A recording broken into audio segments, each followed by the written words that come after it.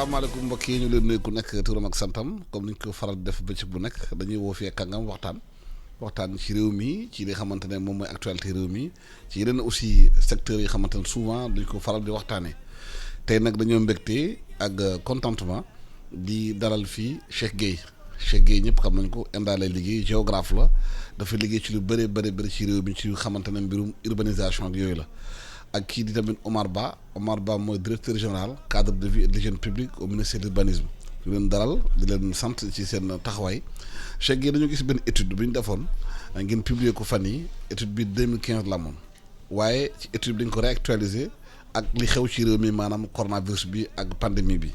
duñu ngeen di waxtaan ci loolu naka lay dëkk yi di taxawaayee surtout Ndakaaru nu muy taxawaayee ci mbirum feebar bi surtout problème yi xamante ne fekk na ko fii moom feebar bi naka lay njeexital bi dem ci loolu lan moo tax ngeen publier étude boobu ak lan ngeen ci wax. waaw asalaamaaleykum wa rahmatullah maa ngi lay nuyu bu baax Alassane di la sant ci invitation bi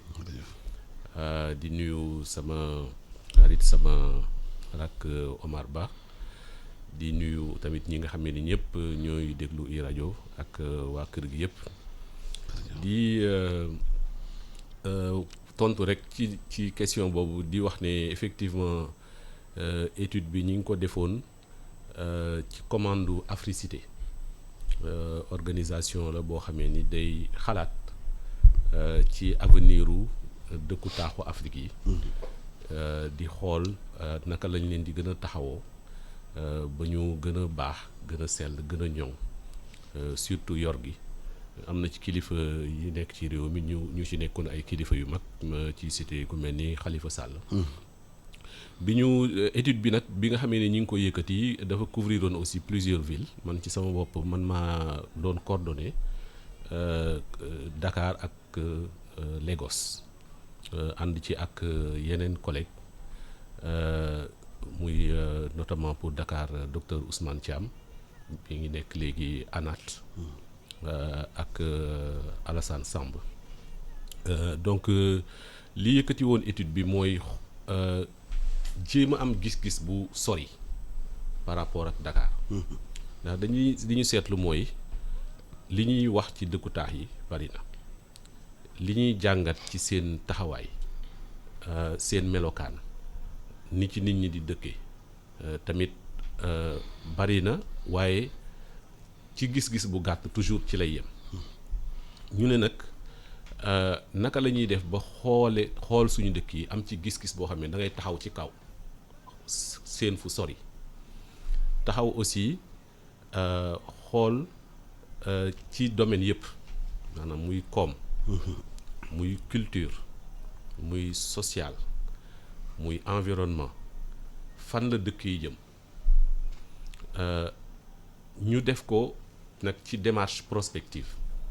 maanaam démarche boo xam ni day tëral ay scénario ginnaaw bi ñu étudier Dakar ba gis ni nga xamee ni nii noonu la mel fi mu jaar fañ la juddu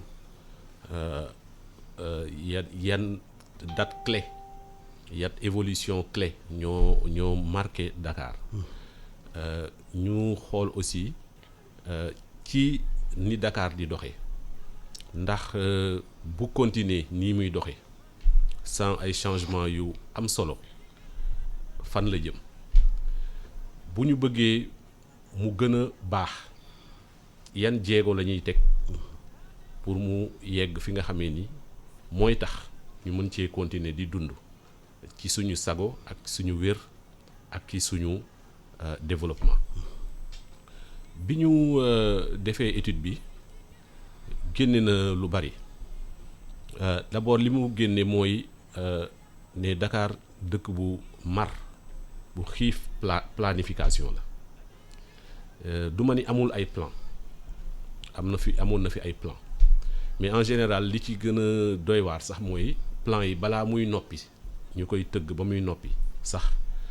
plan yi day obsolète day dépassé ndax le temps ñu koy valider le temps surtout ñuy appliquer li nga xamee ni moo nekk ci plan yi fekk na population yi ëpp nañ ko yokku nañ anticiper nañ déjà li nga xamee ni moom lañ tëral ci plan bi loolu li ko indi mooy yokk bi nga xamee ni Dakar mi ngi koy yokk bu ñu fàtte ne Dakar fi mu nekk nii 3 millions ba 3 millions 500 ñoo fi dëkk ñi nga xamee ni dëkk bi di yokkee dafa gaaw fi mu nekk nii sooy xool 25% ci ñi nga xamee ni nii ñoom ñooy waa réew mi Dakar lañ dëkke 90% ci activité économique yi Dakar la mu doon kon dëkk boo xamee ni dafa bari raj-rajloo bari jaxasoo ba tax mu dëppootul ak ñi nga xam ne ni noonu lañ ko tëggee woon te boo ko xoolee ni mbedd yi sewe ni marché yi bare nga xam ni mën nga topp benn marché ci ay kilomètres mu def extension dem ci ay quartier tey jii nii sooy xool diggante Patte d'Oie ba Liberté 6 lépp marché la soo jógee foofu jël Bourguiba bi daanaka mën nga continuer lépp marché la marché Castor marché HLM ba Centenaire lépp marché la boo jëlee Sandaga ba Tilène da ngay gis ne Dakar yépp marché la te loolu moo lay woon rek ne amul séparation entre fi ñuy dëkkee fi ñuy jaayee fi ñuy defee sport fi nga xam ne fu ci nekk ci nit li mu soxla pour dund gu ñoŋ lu ci nekk amul wàll bu ñu ko defal mu war faa jaar donc loolu li muy wane rek mooy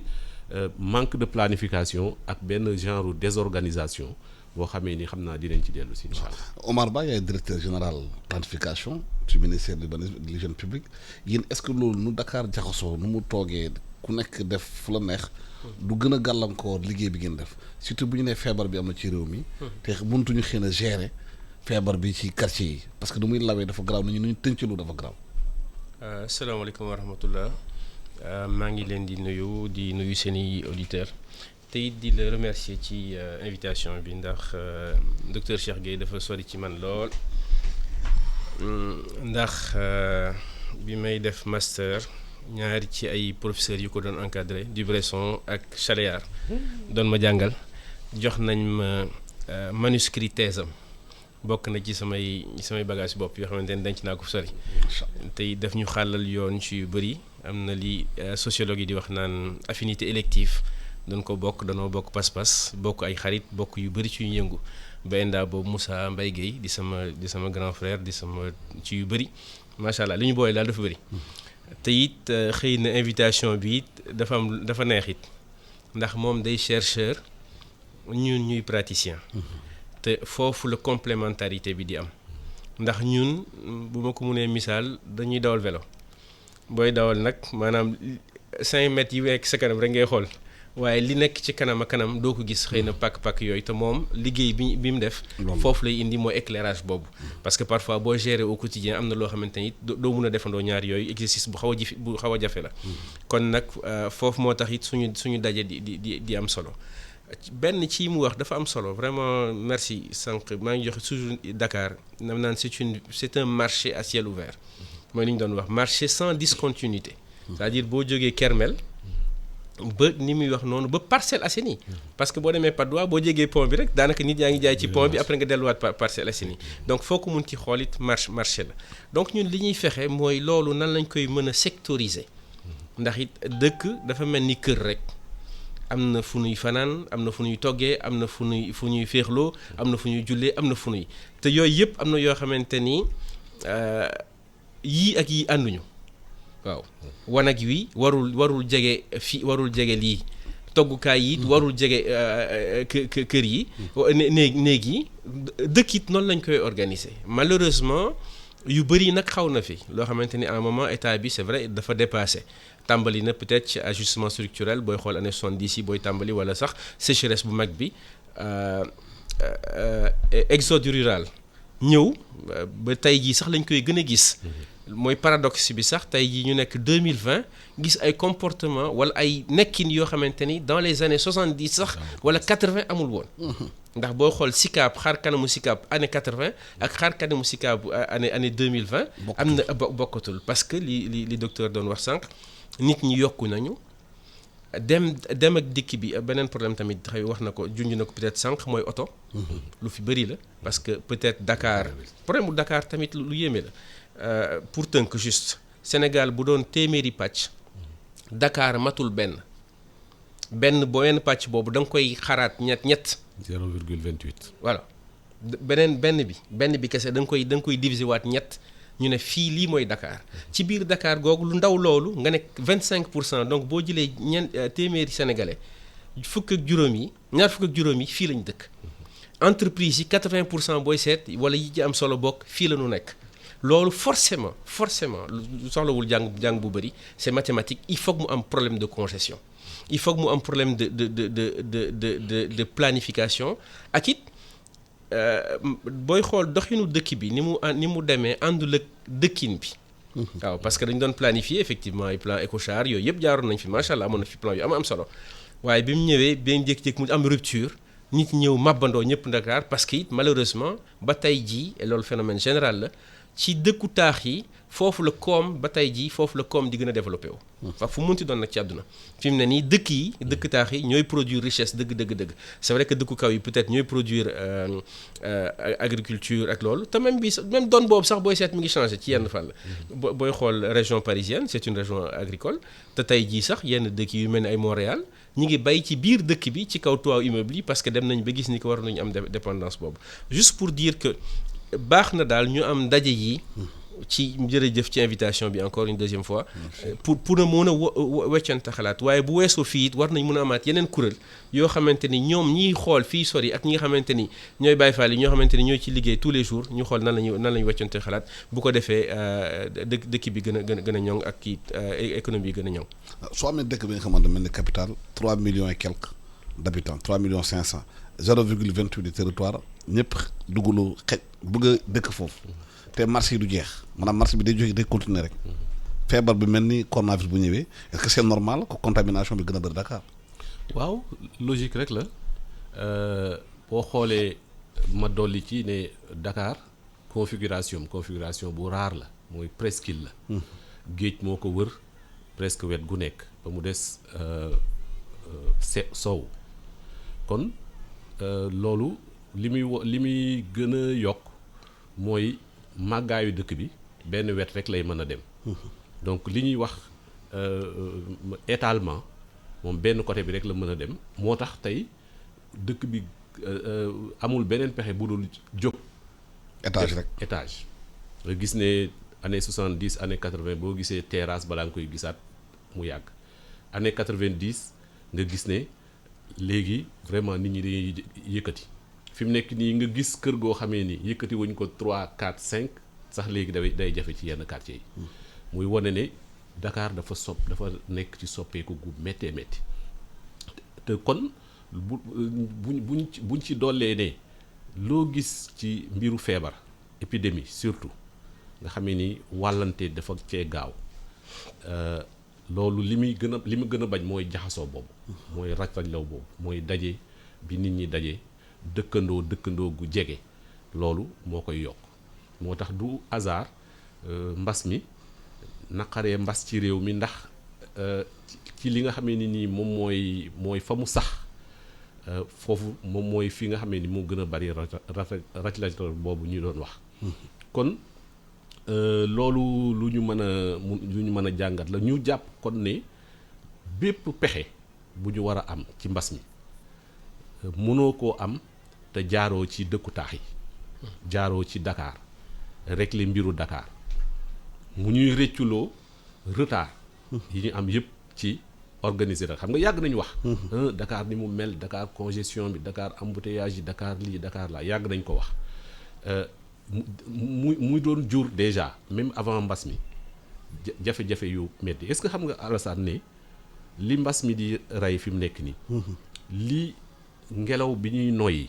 ak oto yi mu doon wax léegi pollution bi moo ko ëpp ni ñëpp feebar léegi feebaru dënn ba mu yokk ci ñi nga xamee ni ñëpp tey jii nii feebar bi dal na leen day fekk ñu yor feebaru dënn ñu ci bari. waaw nga am feebar boobu mbas mi feebar bu la gën a bañ. moom la gën a bañ mu ñëw doole attaqué rey nit ñi. kon xam nga ne lépp mi ngi jógee kon ci raj-rajloo googu suñu xoolee ban mooy deuxième ville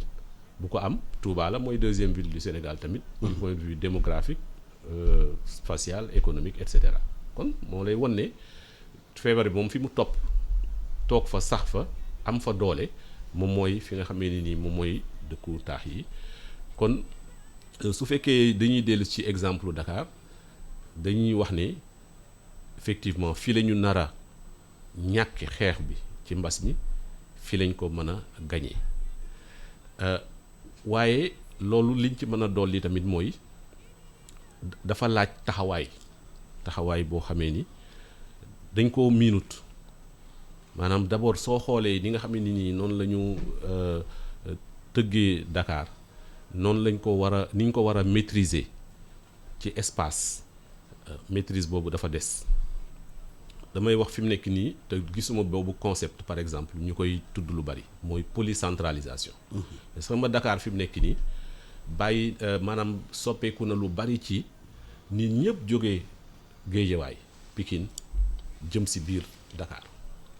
soppeeku na lu bari. ndax depuis les années 90 dafa am benn décentralisation ñu jël ay communes d'arrondissement boo xoolee Géejawaay dafa organisé wu léegi moom ci boppam dafa am centre. fa la équipement bi yu bari daje. Pikine même chose donc am seeni système transport yoo xam ne ni dafa génnul dëkk ba yooyu yëpp ay fee la yoo xamee ni dañ ko war a jël en compte ba tax investissement yi ñu fi war a def bu dee BRT la bu dee train bi bu dee autoroute à péage bi loolu yëpp ni nga xamee ni noonu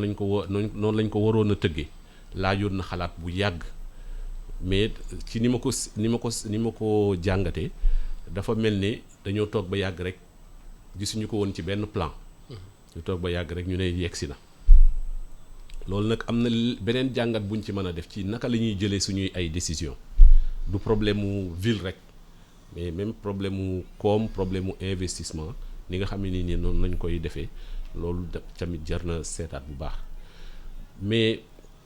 feebar bi fi mu nekk nii nag sax na ci quartier yi mi ngi gaañ nit ñu baree bari saa yu ñuy lim ñi nga xamee ni nii ñoo ci feebar da ngay gis même quartier yi ñooy dellu si loolu nag am na ay jàngat yu ñu ciy def ñu ngi def ay carte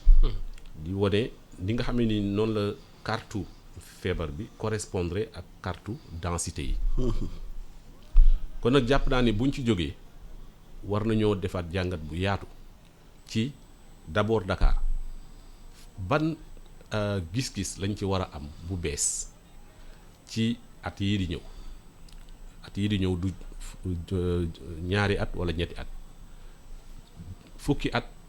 at ak juróom ñaar fukki at ban Dakar la ñu bëgg a am jàpp naa ne loolu mënul ñàkk ndax mooy tax ñu teg ay jéego jëm ca bu fekkee amuñu vision long terme boobu day tax comme ni mu ko waxee sànq maanaam nga mel ni ci ku toog ci kaw vélo sa gis-gis du sori te loolu du ñu dimbali ci ni nga xamee ni noonu la ñu war a tabaxee suñu dëkkin tey jii nii Dakar nekkatul ville rek déjà Assane Seck ca année 70 mu nga génne woon Dakar métropole ouest africaine fekk ñu ne Dakar moo d'abord nekkoon capitalu AOF ensuite mu nekk capitalu Sénégal mu nekkoon dëkk bi nga xam ne ni moo fi ëppoon doole ëpp fi ay équipement infrastructure ci dëkk yi nga xam ne ni moom lañ dendal tey jii nii damay wax ne mégapole la ñu jëm mais aussi mën nañu wax ni région urbaine lañ jëm nekkatul ville rek dañu nekk région urbaine région boo xamee ni dafay lëkkale ay dëkku taax yu bari xam nga soo xoolee tey Dakar Pikine Guédiawaye Rufisque boo jëlee ay Bambilor ba triangle Thiès ba Mbour loolu yëpp benn dëkk la nar a nekk fii ak 10 ans 15 ans 20 ans nit ñi ci seen bopp ñoom xam nañ ko soo xoolee tey ñu bëri ñu ngi dem di jëndi suuf foofu suuf yi ñuy wax foofu la jënd bi ak jaay bi ëppee gën a bare. waaye ci li ma jàpp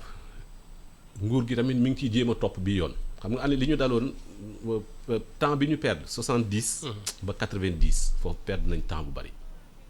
parce que lu bëri tey lu ñuy def tey ci moment boobu lañ ko bëgg est-ce que xam nga ni mënoon nañoo def autoroute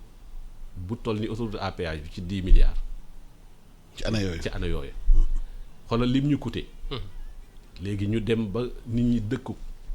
ñu war leen a dindi daanaka genn wàllu prix wu autoroute à péage bi fay nit ñi. pour ñu tudd indemniser lañ ko defee. est-ce que loolu moo tax génn am problème si terrain bi parce que Dakar nu mu waroon mel mënu ko. am na ay quartiers yi nga xamante yéen boo leen fa bëggee liggéey sax daf fay infrastructure. da ngeen am jafe-jafe. parce que bu ñu waroon def diggante kër yi 8 mètres. gars yi def ko 2 mètres. mu xat. te intervention sax boo ko bëggee ambulance problème la. comme quartier traditionnel yi ay Wakaam ak yooyu Yoff ak yooyu. effectivement day indi ñaari problème moo jël jargon li ñu woowee tramviaire mooy loolu mooy mbedd yi niñ ko rëddee am na ay mbedd 8 mètres effectivement mbedd 8 mètres c'est pas viable parce que dinaa yenn mbedd yi sax da indi yeneen problème de sécurité sax camion pompier mënu fa dugg oto mbalit mënu fa dugg parce que xataayu mbedd mi et cetera loolu dafa nekk lu structurel ñu ngi ciy am ay jéego ñu ciy def waaye effectivement état it am na ay docteur wax na ko léegi mi ngi jéem anticiper ci yu bëri président de la république taxawal na lu ñu woowee politique des pôles urbains ñoom sama xarit Mandiaye ñoom di ci liggéey te concept bi ñu indi ci pôle urbain yi mooy dëkk xëy mooy li docteur doon wax sànq créer yeneen nouvelle centralité parce que nit ki daawul jóge fii nga laaj ko foo parcelle nga ne ko loo fay def mu ne damay liggéey déedéet au contraire day jóge parcelle di liggéey ci biir Dakar et pas l'inverse léegi ñi ngi liggéey ci loolu ñi ngi liggéey tamit ci li maire de Kouritiba di woowee acupuncture urbaine mooy créer de petites centralités benn kii bu ndaw rek pour créer leneen fan yi ci ginnaaw matul fukki fan ak juróom foog naa président de la république décidé ni que dinañ créer benn parc urbain fii ci zone aéroport bi loolu it pour créer de nouvelles centralités la te booy xool secteur boobu yëpp dina mat pratiquement 400 hectares 400 hectares booy xool quasiment mooy taayu plateau donc mun na amaat beneen centralité bu ñu mën a créer ci biir Dakar googu mais bu ñu génnee Dakar docteur wax na lu am solo sànq mooy région urbaine ou bien région métropolitaine région métropolitaine boobu des koy dégg ci doyen Alioune Badiane moo koy faral di wax DTM Dakar Thiès Mbour foofu la ñuy déggatee sax Dakar c'est-à-dire Dakar génn na Dakar ba dugg Thiès ba dem Mbour ba fi mu ne nii ñun bëri na ay agents yoo xamante ni ñi ngi ci sphère ministérielle di Diamniadio Thiès lañ dëkk parce que jóge Thiès ñëw foofu mooy gën a yomb ci ñoom donc donc le fait ñu jël sphère ministérielle yi yóbbu ko Diamniadio c'est une manière de créer une autre centralité nga xamante ni li docteur doon wax sànq problème de Dakar day mel ni lantinoor parce que lépp da doon ñëw ci pointe bi non seulement kii la presqu'île la mais lépp ñëw ci cat bi boole ci xam nga bu nekkoon ci kaw gi sax mais lépp mi ngi ci cat bi donc le fait ñu ubbi ko vers l'extérieur Diamniadio day créer encore une nouvelle ville les pôles urbains yi nekk Diamniadio ak Lac Rose réponse la yoo xamante ni état bi mi ngi koy jéem a indi te li ñu doon wax tamit ci tramviaire bi di document d'urbanisme yu bees yi dañ ne léegi mbedd waratul yées 15 mètres fi nga xamante ni ay 8 mètres lañ doon am 15 mètres pour mun a am au moins trottoir fu nit yi mën a jàll et puis am tali yoo xamante ni mën nañ ko yokk et puis effectivement pour éviter suba problème impense yi ñuy wax donc ci DTM boobu foofu la dagg xolpa pôle urbain de dagg xolpa nekk boo xamante ni bokk na ci réponse yi ñuy indi ci créer fa ay logement yu bees mais bu ñu nee du logement rek logement la infrastructure et cetera boo demee Diamniadio fi mu ne nii am na benn pôle industriel bu fa nekk ci pôle industriel boobu ñu ngi fay créer tamit de nouvelles centralités non seulement pôle urbain industriel la fay nekk waaye ay dëkkuwaay ñooy nekk juste à côté pour que nit ñi du ñu def trajet bu yàgg pour mun a kii effectivement am na yeneen enjeu peut-être par exemple la problématique de l'agriculture urbaine wala périurbaine loolu tamit problème bu sérieux la effectivement parce que am na ay suuf yu bëri yoo xamante ni dañ ko jëloon pour mbay actuellement ñi ngi koy jël pour dëkk te loolu à terme tamit baaxul donc am na tamit yenn zone yoo xamante ni tey ji war nañ ko sanctuariser war ko sécuriser mais lu mu mën ci doon rek état effectivement am na loo xamante ne raté woon nañ ko ci année 70 yi waaye ñu ngi koy dabaatal bi nag du yomb ni docteur wax sànq parce que bu dee infrastructure bi day jar 100 te 50 yëpp fay impense la parce que nit ki ngay toxal la boobaa day wàññi sa doole donc problème yooyu yi nga xamante ni c'est structurel biir Dakar te it beneen ci réponse gouvernementale yi ñuy indi mooy programme zéro bidonville bokk na tamit ci programme phare du président de la République mu ne bëggatuma fii ak diir bu gàtt duñu fi amati bidonville ñoom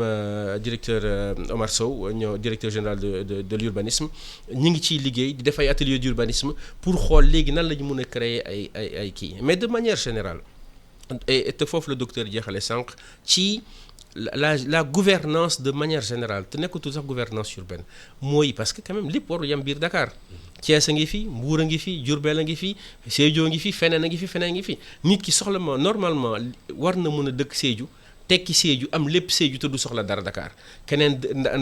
Ndar kazalika noonu wala keneen Matam wala feneen donc tamit pôle yooyu loolu la ñu woowee tamit territorialisation des politiques publiques état bi tamit mi ngi ciy dox loolu moom yàgg ngeen ko dégg ci gouvernement ci discours yi ñu koy wax xëy na des na tamit dans la pratique mais même tournée régionale yi président de la République doon def ay année ci ginnaaw ci sens boobu la doon dem pour benn déjà bokk na budul dara sax am diagnostic bi prendre le pouls xam dëgg-dëgg même bu dee annonce yi peut-être ñi ngi wax naan am na ay annonce yoo xamante ni amul résultat ba tey ji waaye mais déjà le simple fait am exercice bi déjà xam lan moo fi xew ak lan moo fi mën a nekk boobaa la ñu mën a am une vision large parce que ñaari géographie nekk suñu matière c'est l'espace c'est le territoire lépp loo mën ci def day wàcc fii nga koy def donc il faut nga am ci benn lecture bu large sur le territoire ci nan lañ koy dessiner c'est quoi les grandes tendances mooy li muy wax fan la ndox mi nekk fan la suuf si nekk fan la gàncax gi nekk yooyu yëpp boo ko xamee boo ci amee une vision claire boobaa nit ñi nu ñuy dëkkee ak nu ñu koy organiser day gën a yomb te loolu liggéey boobu tamit ANAT agence nationale agence nationale pour l'aménagement du territoire def na ci tamit benn liggéey bu am solo ci wàllu cartographie juste dernière chose rek parce que dañuy wax ay problème mais solution am na ci tamit beneen wàllu boo xamante ni il faut ñu explorer ko mooy loo ñu woy urbanisme tactique parfois yenn quartiers yi Ouest Foire amul marché tabax fa marché xëy na mun na jafe mais terrain de football mën na nekk marché le temps d'un week-end wala le temps d'un samedi ay nit ñëw ñu teg seen kii mais bu ñu organiser boobaa nag def ko lu moderne loolu ce sont des réponses qu'on peut amener terrain de football mën nañ ko improviser sax ci tali wala terrain de basket mën nañ ko improviser ci tali dafay laaj beneen conception rek docteur yàgg na bitim réew les marchés de Noël de Strasbourg ak yooyu yëpp ay ci benn lieu bu ponctuel mën nañ fa def lii 5 jours après mu nekkaat leneen et cetera mu nekk nga xamante ni espace bi du nekkati lu figé mais loo xamante ni day dynamique loolu mooy permettre tamit dëkk bi di dund parce que tamit ay réponses yoo xamante ni parce que ni nga wax noonu bu dee toj day jafe mais am na benn espace bu ndaw boo xamante ni mën na nekk leneen te Covid bi télétravail wane na ni que nit ñi soxlawuñ forcément ñuy dem seen bureau di liggéey mën nañ toog seen kër di liggéey la question de la mobilité it am na réponse yi état di indi le transport de masse loolu ñëpp d'accord nañ ci réponse la boo xamante ni gouvernement mën na ko indi pour mu mën a ñëw parce que auto individuel yi boo leen dajalee par rapport ak li bus mën a yóbbu bokkul imaginer nag mu nekk 10 bus yu articulés donc en termes de capacité d'emport bokkul looloo gën a important looloo gën a intéressant donc yooyu yëpp ay réponses la yoo xamante ni war nañ ko mën a indi mais surtout vraiment acupuncture urbaine boobu inciter maires yi pour ñu gën ci réfléchir ci créer ay terrain de basket mais terrain basket bi mën na nekk foo xamante ni mën nañ fa def kermesse en même temps mën na nekk terrain de pétanque ci le temps d'un week-end et cetera l'espace là nekkul loo xamante ni dafa figé day dynamique foofu la ñuy xaaree parce que loolu mooy défi humain d'ailleurs àdduna ñun dañ fay ñëw lépp lu fi am dañ ko créer li ñu ko créer nag dañ ko créer sous contrainte yi ñu am merci encore ñoom docteur ci étude bi ñu def war ñu ni que affaire bi jafe-jafe bi lii la mais waruñu yem rek ci jafe-jafe bi lii la loolu li mu war a indi mooy daf ñu war a ñaax pour ñu am intelligence am ay réponses yu bees yoo xamante ne war nañ ko mën a apporter la problématique des marchés parce que à un moment sañu ma ko tudd mais mooy société bu jóge France bu fi ñëw di fi jaay ci marché on a montré que li nga doon def ci marché boo xamante ni ci ay kenn xamul lu mu toll ñu def ko ci benn espace boo xamante ni 1000 mètres carrés la et d'ailleurs am na ay sénégalais yu ko commencé di feelu di investir ci kii boobu ci domaine boobu c'est juste pour dire que contrainte yooyu yëpp war nañ ko mën a tourner mu nekk ay solutions yoo xamante ni boobaa c'est pour le bien-être de tous professeur wax nga sànq Cheikh ci Ndakaaru oto yi nu ñu bëri embouteillage yi nu ñu bëri dañoo considéré fii nga nekk nii quartier Point E nañu bu ñu tabax léegi tabaxatuñu pratiquement souterrain pour garer oto yi pratiquement ñëpp dañuy tabax immeuble rek oto yi bëri ci mbadd yi guddi gi sax na problème de sécurité mooy am est-ce que loolu ci dafa war maire yi ku war a tabax fii def 5 étages yu ba 10 étages 11 étages di nga war a exiger mu am souterrain fu oto yi di mën a dugg pour bàyyi mbedd yi. waaw loolu balaa émission bi di commencer ñi ngi ci doon waxtaan man ak Omar ndax. parce que bi nga ñëwee suba am problème gaare wu dañoo ñëw am problème mu gaare mais aussi ñu xool seen verre ci seen fenêtre yi. ñu xool nii nga xamee ni noonu la quartier bi bindoo. nga gis ne effectivement quartier bi mi ngi verticalisé wu mais du ñu gis lu dul ay kër yoo xamee ni kër yu yaatu la fu ñuy gasee ay parking yu bees. wala souterrain door cee teg kër gi effectivement loolu jafe-jafe bi muy indi moom la Dakar ci biir Dakar déjà fa moom la am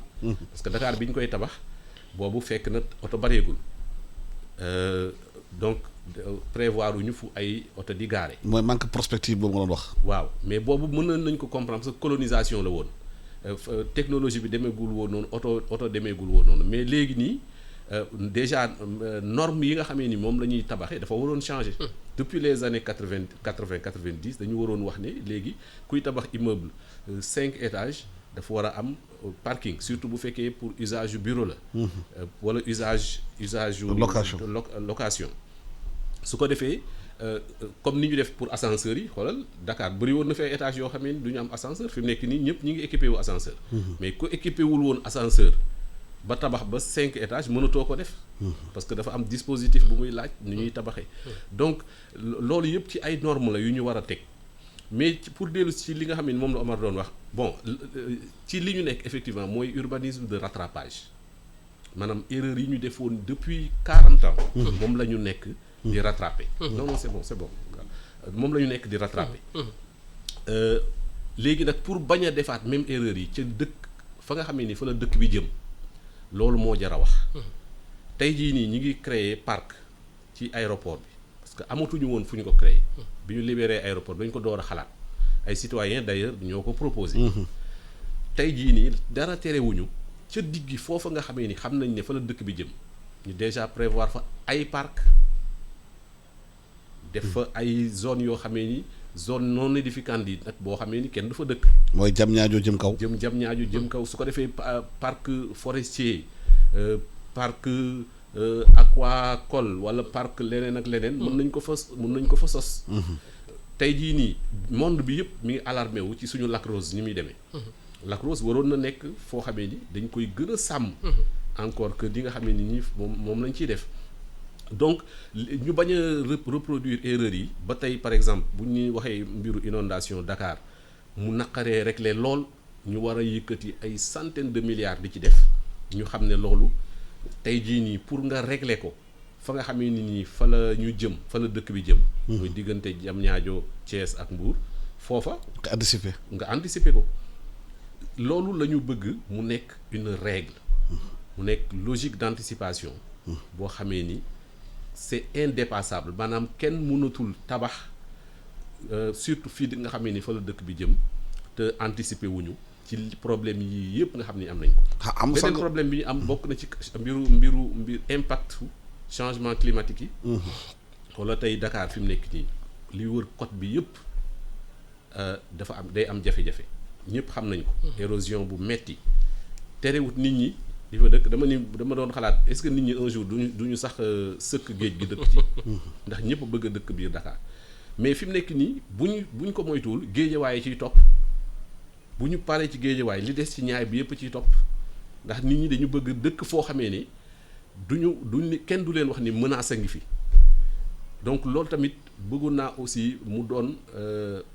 facteur yi nga xam ne ni moom la ñuy bàyyi xel am na yeneen ak yeneen mais li nga xam ne nii moom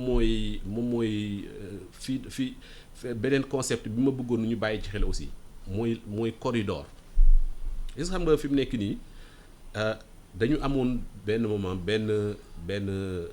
échange Dakar Kaolack bu am solo ndax gerte ni mu amee woon solo ci réew mi te lépp dañ ko doon jël di ko exporter donc axe boobu soo ko seetloo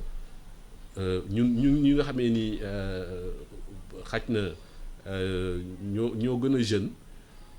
comprendre ñu woon pourquoi ñuy wax route nationale numéro 1 mu nekk Dakar Kaolack waaw mooy route nationale numéro 1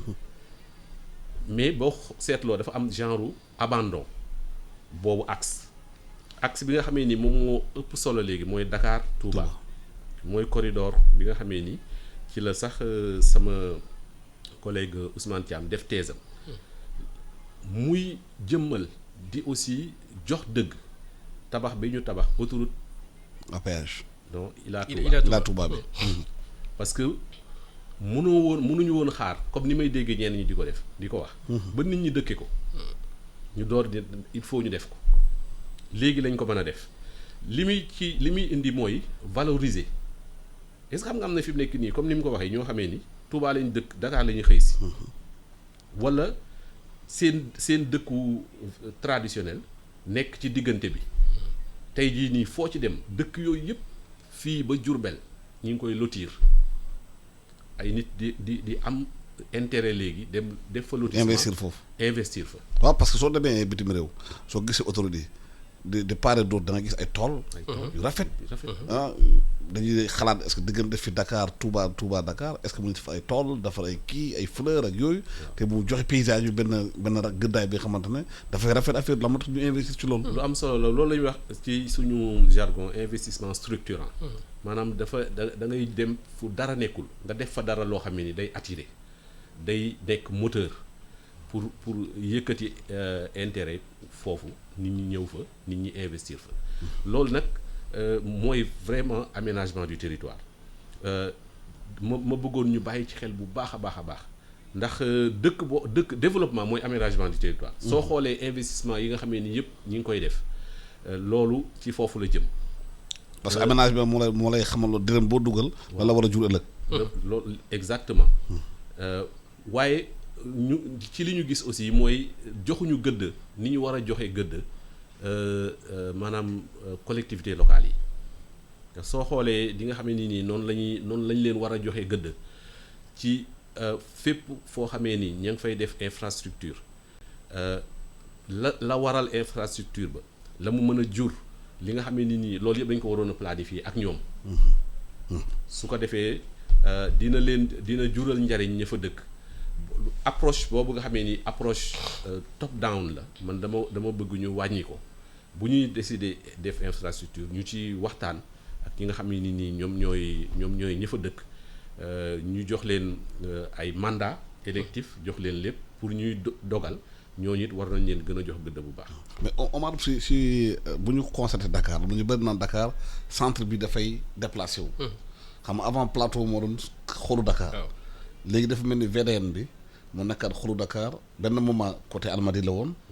yi fi yaa ngi bouge di dem. am na ñu naan sax tey Dakar centre ville sénégalais moomatuñ ko parce que ñu bëri ay étrangers ñoo jënd foofu Dakar. c'est-à-dire le cœur de Dakar n'appartient plus aux Sénégalais. loolu phénomène à la limite bu général la ñu woowee CBD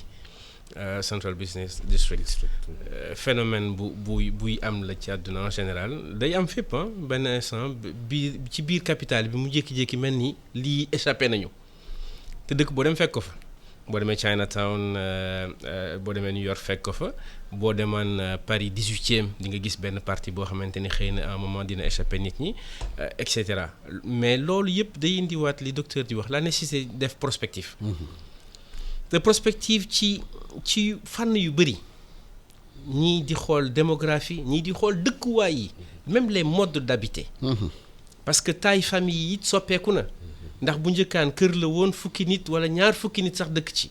léegi papa yaay ñaari doom yi fa lay yem donc ñu nekk ci appartement bu ndaw donc même ci ni ñuy tabaxee kër yi yooyu yëpp sax war nañ ci xalaataat parce que docteur mi ngi koy wax sànq ci réponse yi wala ci problématique yi booy xool tey jii ni docteur di wax ñu ngi yokk encore ma def plaidoyer pour l'ordre des architectes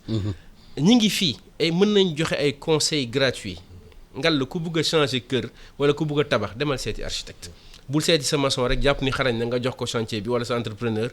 parce que dañuy nekk ci ay bâtiments yoo xamante ni dans un pays ak Sénégal fi mu situé wu am na yenn bâtiments yi da ngay taal lampe matin midi soir 24 heures sur 24. Pourquoi ndax orientation bâtiment bi baaxul. Pourquoi parce que joxuñu ko ñi architecte bi. Pareil aussi ci yeneen domaines yooyu yëpp dafa laaj tamit prospective ci mode constructif yi ci normes yi parce que effectivement verticalisation mooy indi lan bu dee dëkk yi xam nañu yeneen dëkk yi day am local boo xamante ni dañ koy jagleel lu ma ñor par exemple mooy poubelle. mënoo am benn immeuble bu bees nga xamante ni nit dafa local dañuy dem sax plus loin dañuy def sax local vélo wala local poussette loolu lépp lu ñuy waajal la rek mais ci kaw tamit li docteur di wax nit ñi moom boo leen forcé wul duñu kii état tamit moo war a jël responsabilité am côté boobu tamit ci yokk normes yi ak mais est-ce que suñu mode de vie dafa compatible ak yooyu immeuble ñuy tabax parce que da ngay dem benn immeuble fii gis nañu di jaray xar biir immeuble yi biir escalier yi seen biir terrasse yi te dañu yar jur ci biir immeuble yi. Et c'est ça qui est génial parce que ville tamit pour un chercheur dafa neex parce que laboratoire la chaque jour da ngay jàng point E bii ñuy wax am na ay appartement yu jar 200-300 millions foofu il est inimaginable ñu fay yar xar tabaski ñi ngi koy dëgmal gannaaw suba la yàlla nañu ko fekk jàmm. dañuy dugal xar ci immeuble yi. léegi mais fan lañ koy lewate xar bi fan lañ koy lewatee ak fan lañ koy feesee. da indi lan li ma doon wax ci réponse intelligente ci ñu war a indi lan. Des abattoirs mobiles war nañ ko mën a xalaat tey business la. parce que damay gis sama benn dëkkandoo bis muy jënd màdd waa ji indil ko par scooter. da koo commandé. ku mën a commandé màdd kon war na mën a commandé leneen kooku bu ne jaree fay pour ñu feesal ko xaram day fay pour ñu feesal ko xar bi parce que am na lu mu ko defee donc ça sont des réponses li ñu doon wax tamit ci collectivités territoriales yi ñoom ñu mën a dox ci jëm kii yooyu am na ci quelques exemples très intéressants suñu grand Pape Songué maire kii Gandiaye son slogan mooy Gandiaye comme Shanghai. Effectivement dañ ciy ree toujours mais am na vision boobu tamit pour développer dëkkam beneen maire it vraiment ci dañ koy citer toujours mooy le maire de Sandiara am na vision tamit sur le développement territorial loolu it lu am solo la te foofu la ñuy xaar maire yi tamit ci wàllu émulation boobu parce que li ñuy wax duñ la jox mandat rek pour ngay daggi suuf di jaay war jox quelques autorisations mais ñu def preuve d'intelligence et surtout d'imagination. Mais ça dépend de quel maire leen fale aussi bu fekkee ne conseil municipal daa far maire bi intellectuel war a def liggéey. conseil bi réew mi jël beneen maire bi xamante ne xëy na moom jàngam soriwul loolu tamit dina ne maire yooyu dañuy def. waaw loolu lu pëli mais bon j'espère que c'est pas la majorité mais pour juste dire que am na ay possibilités et que identité day am ci territoire. parce que dëggantaan Gorée am na identité. donc il y a tout un développement autour de l'histoire de Gorée Ndar am na identité donc war nañu mën a am un développement autour de l'identité. foofu nag bëggoon naa fa dugg. parce que effectivement li nga xam ne moom la étude bi gën a fésal. mooy Dakar amul identité. waaw Dakar aussi amul vision. bu ñu nee la tey jii lan mooy vision Dakar fan la bëgg a dem mënoo ko wax. te dañuy Senghor daf ñu woon Dakar dafa bëgg mu nekk comme Paris vision la woon. waaw mais Dakar dafa jaxasoo xam loolu mooy vision ku nekk tabax nu la neexee. loolu mooy vision mais xam nga Dakar du mel ni comme Paris. mais au moins nga def dox jëm ca bu fekkee loolu mooy sa idéal mais Dakar dëkk boo gis dafa war a am idéal am. soo demee Touba tey xam nañ. borom dëkk bi da ko defal idéal. Matlabul Fawzeyni lii mooy sama idéal bonheur dans les deux mondes. na dëkk bi nekk dëkku xam-xam na nekk bi dëkku richesse na nekk. xam nga man première fois bi ma demee Tunisie dama njëkkoon frappé. bi ma nee benn quartier bu tudd Sidi Bou Saïd. dama gis quartier bu fenêtre yi. dañu bleu kër yu weex. harmonisation dafay rafet. mu am référence mais Dakar fii kenn xamul ku nekk da ngay peinture nu la neexee tabaxee nu la neexee taxawee nu la neexee. waaw te t'as l'impression que amul autorité bu réguler loolu. loolu dëgg la ñu dolli ci ne maanaam bu Dakar doon na aussi dëkk boo xam ni dafa war a xam fan la bëgg a jëm. tey jii nii soo nee Cape Town foo ko tuddee ñu ne moom mooy la pointe sud de l'Afrique mooy suuf bi gën a suufee ci Afrique jëm ci sud. Dakar mooy suuf bi mais doo dégg kenn gën a kawe way doo di kenn visiter Dakar pour cette raison. maa ngi dem point bi nga xamee ni moo gën a occidental ci Afrique. maanaam dañu war a gën a fësal vision bu jëm ci xam li nga xamee ni nii moom moo tax a jóg Dakar ak fan la Dakar bëgg a jëm.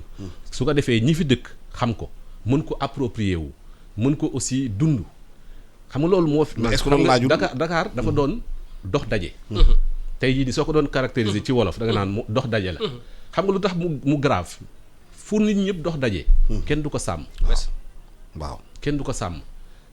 tey jii nii sa village luñ la fa laaj nga joxe ko fa. buñ ne la woon nga summeeku daal di fomp wala nga bale da nga koy def. mais Dakar am nga attachement. am nga désir. loolu moom moo manqué Dakar. loolu la tax defar ko jafe parce que amul appropriation soo xoolee même setal bi ak yëpp loolu mooy tax du sori ndax ku ci nekk mun nga am sa quartier mun nga am sa équipe nawetaan mun nga am sa lii mais 3 mois lay durer. keneen ku fa ñëw ku bees mënul am même attachement bi loolu nag jafe-jafe bu mag la mais Dakar dafa nar a nekk aussi bu ñu xoolee tuuti. nekk na ko ba pare mais déjà dañ ci war a liggéey dans 30 ans 40 ans nar na bokk ci dëkk yi nga xamee ni ñoo ëpp inégalité ci monde bi loolu nañ ko xam te li nga doon wax sànq yow mun def résumé nga lépp Dakar moomatuñ ko te bu ñu xoolee fi mu nekk nii dootuñu ci liñ ciy moom dootul bari. parce que place de l'Indépendance boo fa demee immeuble yi fa nekk yëpp ñu gën ñu ko yore kayiti yooyu du sénégalais de souche. déedéet. te bu ñu xoolee ñoo jënd suuf si noonu parce que il faut ñu wax ko ay français ñoo ñëw di jënd suuf si foofu di fa toog. mi ngi noonu. est-ce que sénégalais yi xam nañu seen capitale cœur place de l'Indépendance moomatuñ ko. waaw point E. waaw moomatuñ ko. point E. même chose ak yeneen quartier yu bari quartier bu ci moderniser wu boo moytuwul. li tax mu moderniser wu wala li tax mu ay tabax bari fa ay nit ñooy ñëw di ko jënd ñenn ñi nee nañ ci drogue la xaalis bi di jógee ñenn ñi dégg blanchiment. waaye ñu ci bëri dëkk yu mel ni Dakar daf leen intéressé moo tax ñu ne Dakar maanaam métropole mondialisée moom la jël. moom la jël fa la jëm. te bu loolu li muy indi xam nga mooy lan mooy dadul dëppoo ak cosaanu. réew mi du dëppoo ak bëgg-bëgg bi nit ñi bëggee dëkk seen dëkk xam nga li tax mu garaaw mooy tey jii nii. informel mënuñoo nekk fenn boole wuñ leen ci calcul yi toujours plus loin sànni leen toujours plus loin maanaam boo gisee mécaniciens yi ñu ngi kaas soo gisee gis nga Kër Massar démb. Abdoulaye. waaw loolu gis nga bu yokkee li muy indi mooy révolte même grand banditisme nga gis ay nit nekk banlieue di organiser wu di ñëw di songu. zone yi nga xam ne mënuñu fa accéder fa la richesse yi nekk fa la lii nekk ville yooyu am na dëkku Afrique yoo xam ne ni fi mu nekk nii ville yooyu lañ toll. Afrique du Sud am na fa. waaw criminalité grande criminalité loolu moo koy indi ñu ci attirer attention bu baax ci ni nga xam ne nii noonu la ñu war a amee gis-gis bu bees. jëm ci yu mel noonu parce que du rek mbiru espace du rek mbiru dëkkuwaay. mbiru aussi société la société moom mooy dëkk ci espace. société boobu ban société la doon tey Dakar. société dakaroise ban société la avant lébu yi ñoo fi nekkoon tey jii nii ñenn ñoo fi nekk société bi fi nekk lan mooy jëmwaayam lan mooy taxawaayam lu jar a xalaat. est-ce que Omar jarul donc ñu def penco ci Dakar pour réfléchir ci Dakar quel Dakar voudrait-on dans les années 2035-2036. loolu très bien d'ailleurs ça pourra faire l'objet de débat bu yaatoo yaatu je pense wala sax ay série maa ngi foog naa mos nañ ci waxtaan ay série de waxtaan vraiment mu bañ a nekk ci li yam tey jii rek mais ñu ubbi ko pour ubbi vraiment mu large docteur dafa am président Wade daana tooñ yenn saa yi bu waxee mu ne ci Dakar waaw ou bien ci Dakarien waaye foog naa Dakarien yi ñoo fi ëpp malheureusement parce que dox daje boobu la te it beneen docteur ci thèse am day wax ci suñu dëkk bu tedd bi ne c'est une ville habitée par des ruraux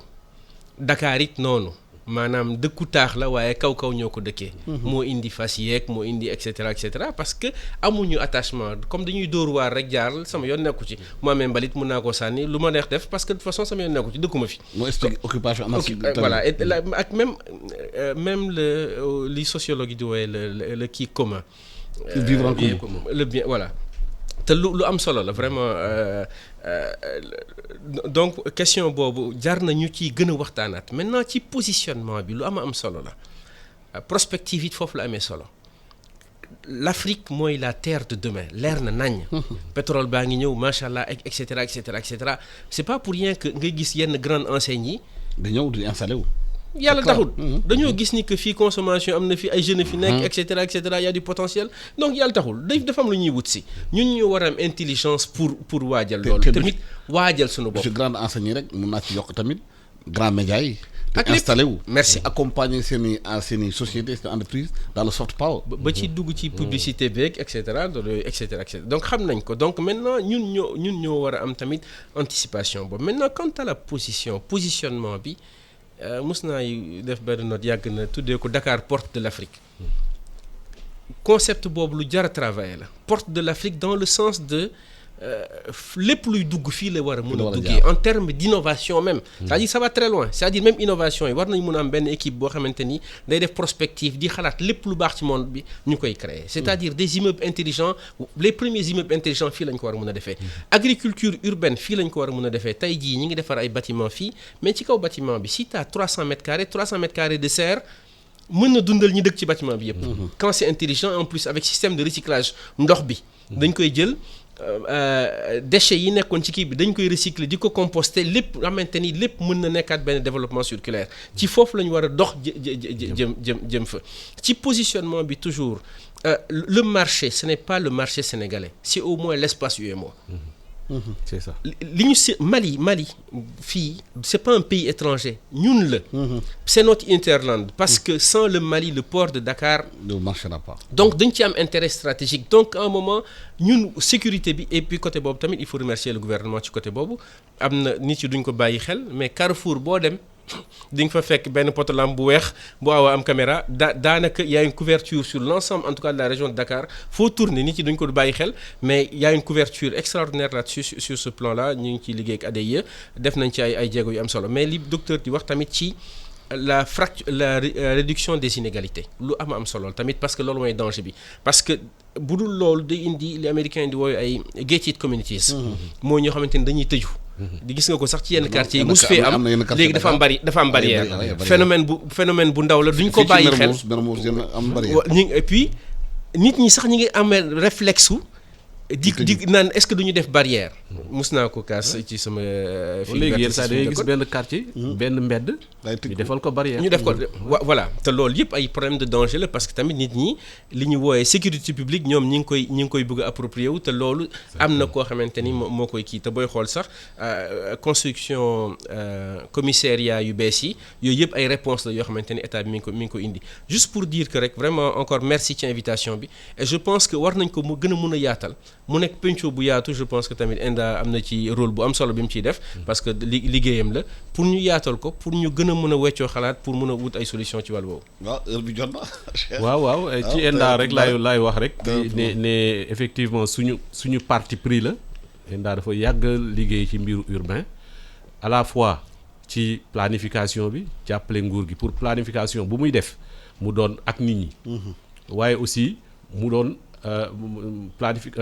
ay actions yoo xamee ni yu sur le terrain pour améliorer assainissement créer ay solutions locales en termes d'assainissement ay solutions locales ci organisation acteurs yi pour ñu gën a bëgg seen quartier gën a sopp seen quartier gën a takku organiser jigéen ñi organiser yooyu yëpp dañ ci yàgg a taxaw parce que lu mel nii la ñu gis jàpp nañ ne en tout cas prospective aussi dañ ko mos a taxawee pour mun di anticiper yenn saa yi ñu topp ñu nag waaye yenn saa yi duñ ñu topp kon loolu rek lañ ci bëggoon dolli. jërëjëf Cheikh Gueye bu ENDA nekk maanaam responsable plateforme commune ci ENDA merci aussi à merci aussi à Omar Ba nekk directeur général du cadre de vie et de l'hygiène publique au ministère de l'urbanisme dañoo waxtaan ak yow ci Ndakaaru lu mu war a mel ci fi ñu jëm te surtout feebar yi mel ni bu ñëwee ci dëkk yi mel ni Ndakaaru naka la ñu mën a xool nit mën a gérer jërë ngeen jëf ñu gërëm di leen sant.